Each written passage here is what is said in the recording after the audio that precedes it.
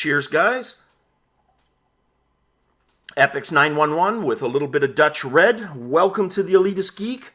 VR news for Thursday, November 3rd, 2016. Let's jump right into VR news with a little bit of gaming preamble first, starting with Gran Turismo VR. Well, that's what we were calling it pretty much for the last year. We can start now referring to it as Gran Turismo with not quite as much VR as we were initially led to believe.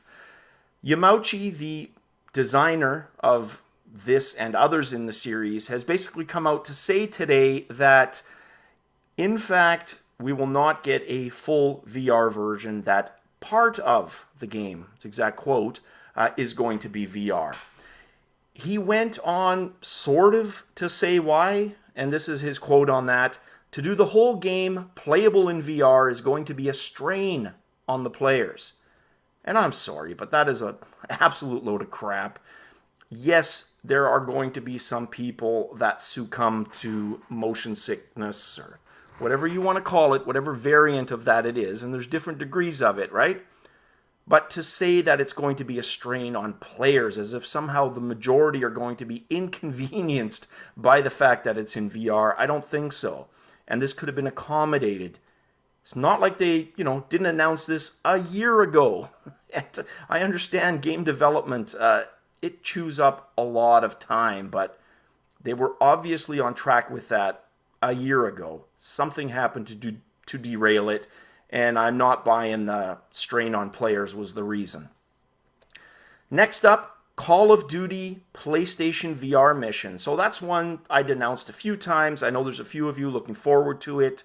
Well, these guys have taken a bit of a different approach, and instead of telling us that there's going to be less VR, they're now coming out and saying it's going to be free with basically ownership of the title. So I think that's a good move. Is it a result of the devs knowing full well there's not a lot of content represented in VR? Probably, but again, it's free, and if you like the game, look. When was Call of Duty about single player, right? It hasn't been for a while. The first few titles, yeah, they were great single player campaigns, but it's the multiplayer aspect that's become most important in that franchise. So it doesn't completely surprise me that it was only going to be a portion of it, but hey, make it free, why not?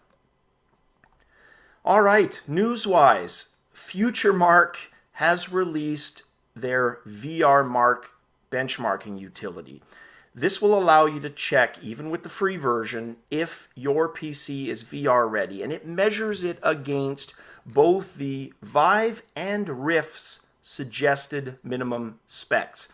Now, as is always the case with 3DMark, or usually the case, I should say, they have, a slightly better version and then a more advanced version, depending on how much you want to pay versus free. And what those will do is allow you to compare against beefier VR requirements, which is pretty cool. Now, it is on sale. I picked it up today.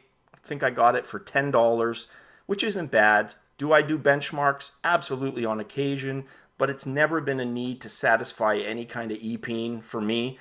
I'm going to block my buddy's name, and I'm going to show you his Steam profile, and he's not going to mind, especially with me blocking his name out.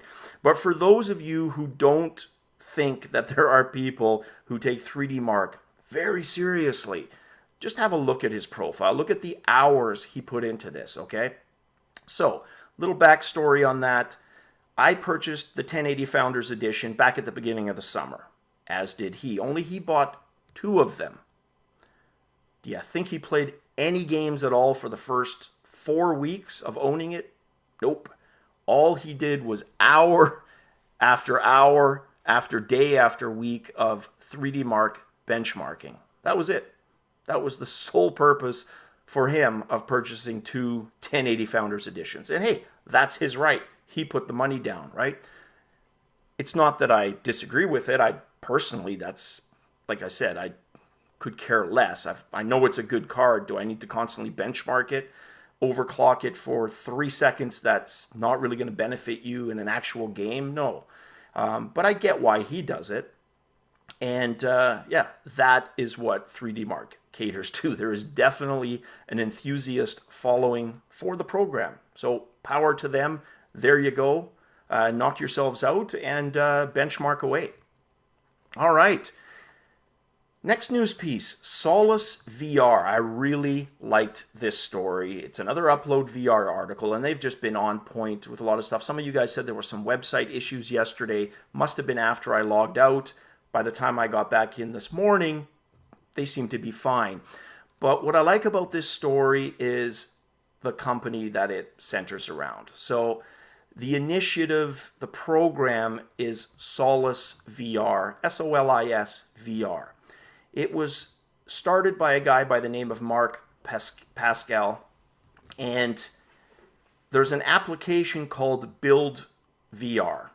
And these guys, this is in Australia, they have relationships with 60 elderly care facilities. And this is where the coolness comes in. A lot of these elderly are infirmed, right? They're basically institutionally bound. Other than field trips where they're possibly wheeled out, the freedom and the gap between most of them and technology is huge. Now, what these guys are doing with Build VR is showing just all kinds of incredible vistas. Sometimes it's outdoor scenery, right? Other times it's New York City of the 1940s or 50s. What these, people remember in their prime. It's nostalgia. It's powerful. And it is yet another indicator of how freaking awesome virtual reality is, right? The ability to transport people. And if they think it's awesome now, imagine when we, in turn, are the elderly. What's it going to be like by then, right? And that's one of the things I've always said. I got no problems with growing old. Growing old is part of the thing, right? I remember being a kid thinking you would just magically all of a sudden one day wake up and I'm an adult, right?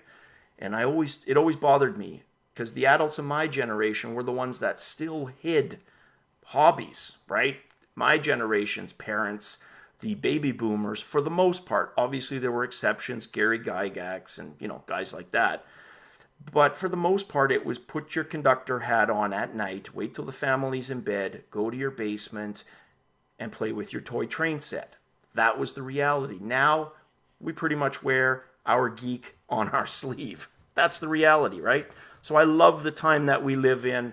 And you know what? For these patients and the reactions that these patients have been giving, according to the care staff, it's just left some of them in tears. Just amazing, powerful experiences that only, in this sense anyways, virtual reality can deliver. So I can't wait. Trust me, I can wait for me to get old, but the technology itself, what it's going to be like by then. Mind-blowing. All right, we have a list today from Sony on PlayStation VR games that will support the upcoming PlayStation 4 Pro. So I put a list up here. Let's just go through these quick. We've got Battlezone, Bound, Drive Club VR, Res Infinite, Riggs, Robinson the Journey, the Playroom VR, Tumble VR, and Until Dawn Rush of Blood. So not a lot of titles, but a good percentage of VR launch titles are going to take advantage of it. And then they've listed Gran Turismo Sport, Resident Evil 7 Biohazard, and Farpoint as being future compatible PS4 Pro games. So there you go. Hopefully that list expands. How much of a difference is it going to make? I'm still undecided if it's something I want to purchase, the Pro that is. I honestly haven't had performance issues. Tracking issues, yes. Performance, no. It's, for the most part, Sony PlayStation VR has lived up to that promise, for sure. All right, next, HTC. So I'd reported on their Viveport arcade in Taiwan. Well, HTC made a statement today as they signed up, to date, about 120 plus titles that they value, like the dollar value that they put on that market segment as being $120 million over the next couple of years. So, yeah, if that comes to fruition, you know what? That's not a bad market chunk revenue-wise for a company to get into. And I understand the aggressiveness with which they're pursuing that. It's going to give them, hopefully, if it works out, a very large market share, right? Particularly in Asia, where they're really being aggressive, like this pilot facility in Taipei. Next up, Intel buys virtual reality specialist Voke. And saw this on a news article. I've got the links below. And it's just another indicator of Intel pushing hard. These guys are not slowing down with regards to AR and VR specifically. They are going full bore. Now, Voke developed a system called True VR. That's kind of their claim to VR improvements. And what it does is it uses sets of paired cameras and software that helps capture live images and simulates the sensation of three-dimensional space, right? What would they use that for? I can see it, Instagram-style apps, quick snapshots, albums, picture albums, digital. Lots of applications for it, and possibly the main reason, just the intellectual value of the assets that they're going to get by purchasing this company. All right, the last news article has to do with the U.S. Department of Education. And I'm a huge believer in education, specifically post-second education. I'm also a realist. I mean, as important as I think schooling is, I think real life experience in areas like, take traveling, for example. I honestly believe that for some students, taking time off to travel before they do post-secondary is going to be way more beneficial than just jumping right into post-secondary. So, take that with that caveat that I do see the other side of the equation as being every bit as important. But it's still all about education. If you're trying to get that next position or a good paying job and you just don't want to settle for something, that's your right. And that is something that education can absolutely help you with. So the Department of Education, they are embracing virtual reality. They've put up $680,000 in prize money for their EdSim Challenge initiative. So this is basically a challenge to VR devs, whether it's gaming or other industries, to come up with proposals for utilizing virtual reality, augmented reality within the education sphere.